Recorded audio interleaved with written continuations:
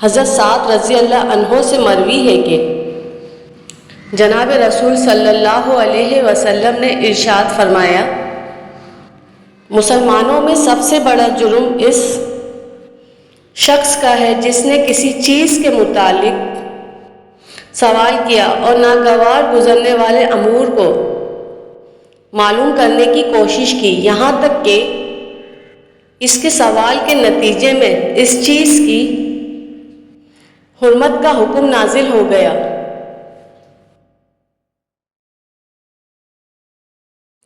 ایک مرتبہ حضرت سعد رضی اللہ عنہ نے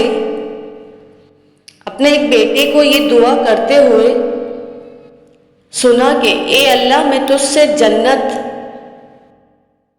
اس کی نعمتوں اور اس کے ریشمی کپڑوں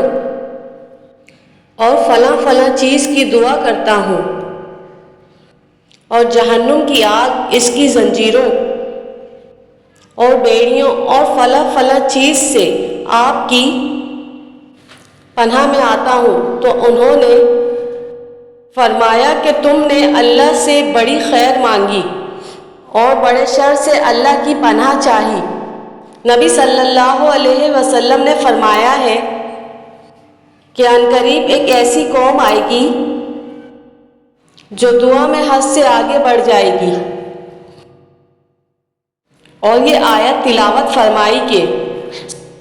تم اپنے رب کو عاجزی کے ساتھ اور چپکے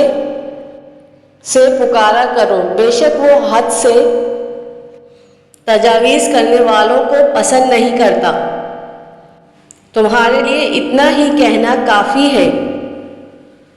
کہ اے اللہ، میں آپ سے جنت کا اور اس کے قریب کرنے والے قول و عمل کا سوال کرتا ہوں، اور جہنم اور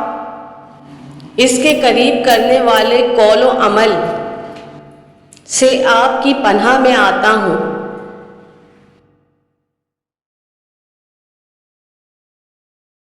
حدیث کو لازمی لائک اور شیئر کیا کریں۔